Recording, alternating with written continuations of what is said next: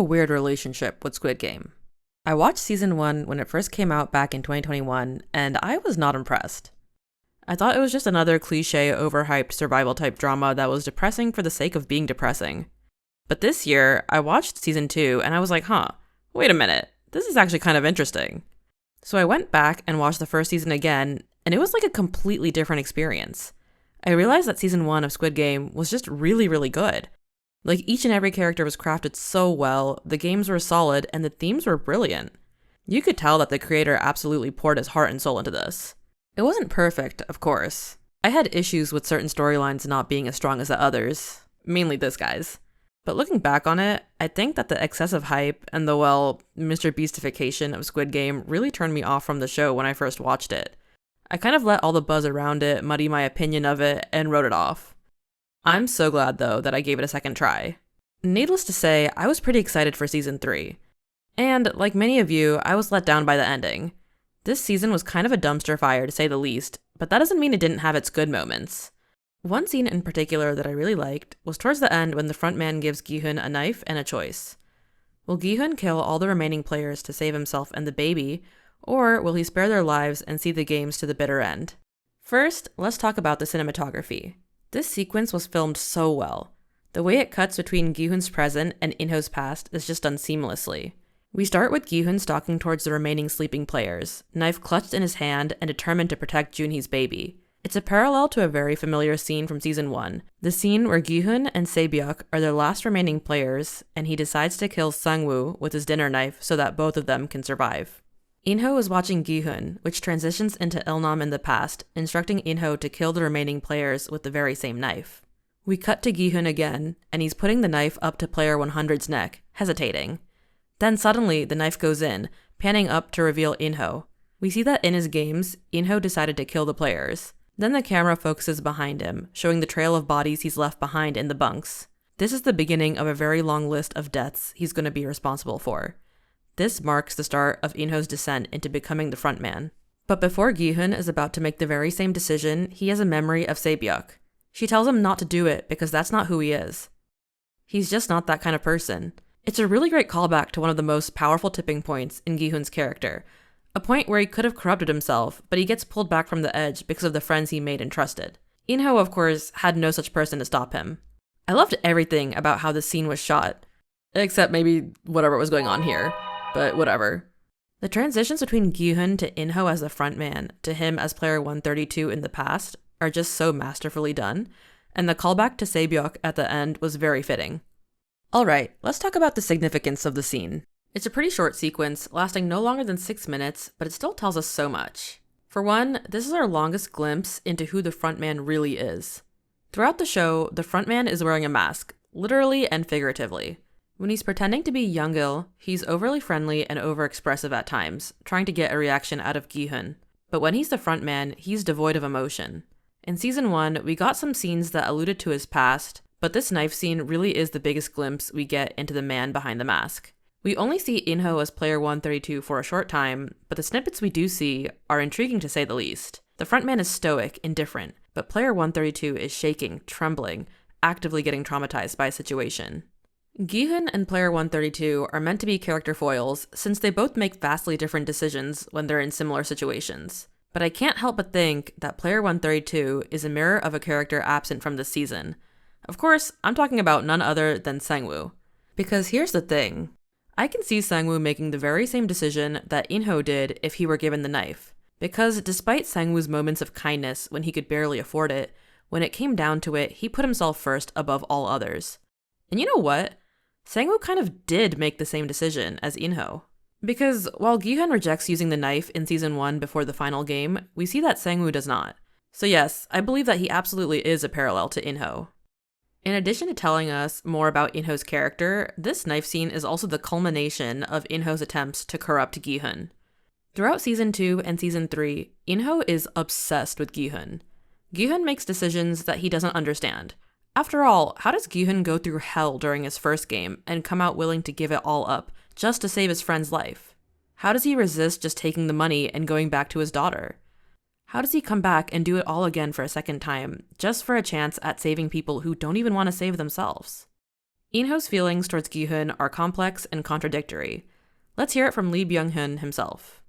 숭고한 신념을 무너뜨리려고 하는 마지막 테스트 같은 그런 느낌이라고 생각을 했어요. 자기가 생각한 대로 만약에 기훈이 칼을 가져가서 나머지 참가자들을 죽이면 결국 너 또한 그렇게 됐구나라는 어떤 승리감 같은 것을 느낄 수도 있지만, 만약 기훈이 여전히 자기 신념을 가지고 이 일을 거절한다면 아마 프론트맨은 굉장한 패배감과 시기감과 뭐 이런 여러 가지 것들을 느끼겠죠. 하지만 반면에 기훈이 그런 자기 신념을 계속 지키고 인간에 대한 희망을 버리지 않고 끝까지 밀어붙이는 그 모습을 응원하고 있었을지도 모른다는 그런 감정으로 연기를 했어요.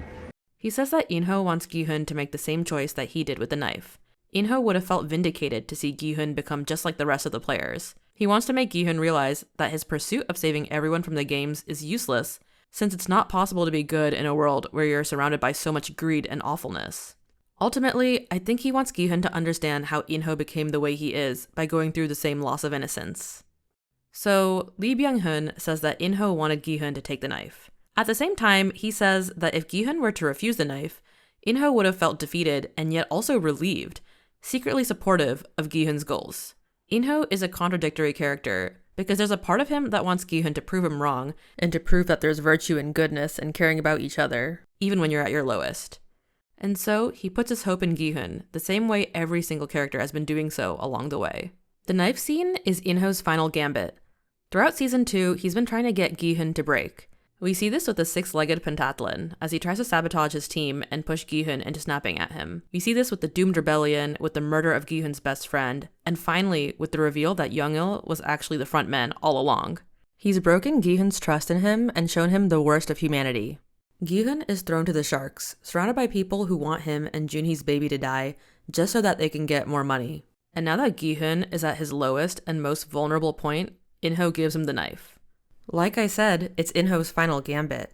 It's him testing Gi-hun for the last time, hungrily leaning forward to watch the screen and see what decision he'll make. But it's also a way to protect Gi-hun. Through the knife, he's given Gi-hun a genuine out, a lifeline should he need it to save himself and the baby, not only from the other players, but also from the VIPs who would send a baby into these games in the first place. There are just so many layers to this scene, and the complex relationship between Inho and Gi-hun is so compelling. I really do wish more screen time was dedicated to their interactions, especially since the reveal of Inho's true identity ended up being very anticlimactic. This scene also reminds us just how unfair the games are. In the past, Ilnam gave Inho the knife because he favored him for whatever reason. Maybe he saw himself in Inho, or maybe he just thought Inho would make an interesting addition as a game runner. Then, with Gi-hun's games, Inho also offers him a knife as a way out. Though this shows how Inho and Gi-hun make different decisions when given the same choice, it also tells us something else. It emphasizes just how unfair the games are. These games are constructed under the illusion of being on a level playing field. Everyone gets the same food, sleeps on the same bed, and plays by the same rules. And you even get to vote to stop the games. Except, we as the viewer know just how unfair it really is. We knew this from season 1 itself, actually. We could see how people were cheating to get further ahead in the games and how foul play wasn't necessarily frowned upon. But now, we have concrete evidence of how the rich choose their favorites. And the favorites are always more likely to come out on top. Even if those trapped in the games think they're on a level playing field, they're truly not. Because those who are favored by the higher-ups get advantages that others don't even realize exist. In fact, the only reason Gi-hun even survived the marble game in season 1 was because he unknowingly decided to pair up with the game's creator, who had taken a liking to him. The old man thus pretended to sacrifice himself to let Gi-hun progress. I think this scene was a great reminder of how the games have never been fair and will never be fair. They're just a cruel reminder of the bleak situations these people are stuck in, and their last moments are made into a spectacle to those who profit from their misery. So, I've just gone over the reasons why I love this scene, but you may have noticed that this video isn't titled The Best Scene in Squid Game and Why It's So Amazing. 10 out of 10, no notes. No, there's a reason that this scene was almost perfect but then fell short, so let's dive into why it just doesn't work. Remember how at the end, Gi-hun has that flashback of Se-byuk who tells him not to kill anyone because he's not that kind of person? Well, if Se-byuk met the type of players who Gi-hun was left with, I think she'd beg to differ. In fact, I think she'd be pretty okay with him getting rid of the people who wanted to kill him, and also a literal baby. Like, how is this even a question? Let's unpack this. Se-byuk's line comes from season 1 when the remaining players are her, Gi-hun, and Sung-woo. Se-byuk convinces Gi-hun not to kill Sung-woo, a childhood friend of his who he clearly cared for throughout the games. Throughout those games, their little group had all worked together to survive. It's true that Sung-woo doesn't tell Gi-hun about the Dalgona challenge when the man is about to choose the literal worst shape. It's also true that he betrays Ali during the marbles game so he can progress. But at the same time, in the red light green light game, he's the reason Gi-hun gets back up and continues. He's also the reason that their team won the tug of war challenge. He's important to Gi-hun, and Se-byuk knows that. It's why she tells him not to corrupt himself by killing him. However, this logic does not work with the current people Gi-hun is left with. Again, these guys are actively trying to kill him and an innocent baby. Why would you spare them? It would be like if Se-byuk was telling Gi-hun to spare these guys from season 1. Like, it just doesn't make sense. Why would you choose to spare them, but then in a previous episode, hunt down and kill Daeho with your bare hands? Daeho, whose only crime was chickening out of a rebellion.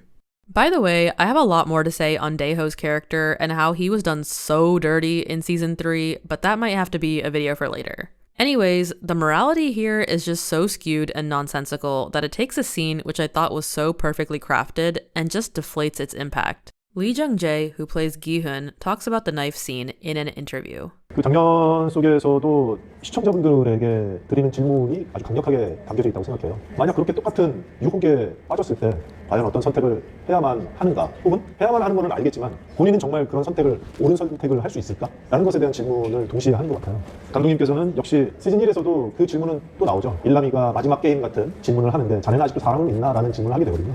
하지만은 일남과 함께 게임을 했을 때 누군가가 와서 도움이 필요한 사람을 도와주는 걸로 기훈이 그 게임에서 이기게 되죠. 그런 기억이 기훈에게 있기 때문에 여전히 기훈은 사람에게서 뭔가 희망을 찾고 사람을 믿어야 된다는 그 믿음이 있었을 겁니다. 그리고 그 믿음에 대한 이야기를 감독님은 하고 싶었던 것이고, 오히려 그 믿음에 대한 질문을 또 시청자분들에게 하고 싶었던 것 같아요. 아주 중요한 장면 중에 하나죠. He says that this scene asks the audience an important question.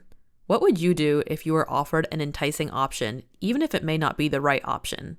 He goes on to say that at the end of Squid Game Season 1, Il-nam asks Gi-hun if he still trusts people. Because Gi-hun was helped by people during his games, he did still have faith in humanity despite everything he'd been through. Then the director talks about In-ho. 보시면 약간 짐작들이 되실 텐데 10수년 전에 사실 똑같은 어떤 테스트 그런 걸 오일남이 첨가자로 참여했던 이노에게 했던 장면들이 나오죠. 그래서 이노가 그 당시를 회상하는 장면이 나오는데 이노도 그 게임을 하면서 많은 것들을 겪으면서 어쩌 보면 기훈과 똑같은 인간성을 지키려는 발버둥쳤던 사람이었을 텐데 아직도 사람을 믿나라는 질문에 아마 이노는 아니요 저희는 더 이상 믿지 않습니다라고 답을 내렸던 것 같아요. 그래서 칼을 받아들고 나머지 참가자들을 죽임으로써 그 게임을 쉽게 어떻게 보면 우승을 하고 프론트맨이 되는 어떤 첫 발을 내딛게 되는 인물인데 그것과 똑같은 방식의 테스트를 기훈에게 그 이노가 제안하는 장면을 만들고 싶었어요. 5번째 게임이 끝난 직후가 줄넘기가 끝난 직후가 가장 베스트라고 생각을 했고 과거 이노와 현재 기훈의 모습을 이렇게 적사포즈시켜서 보여주는 게 가장 이 두 사람의 선택의 갈림길, 운명의 갈림길을 보여주기 적당하다고 생각을 했습니다. In-ho was in the same situation, trying to hold on to his humanity, but he didn't trust the others, so he killed his fellow players and won the game while also taking his first steps to becoming the frontman.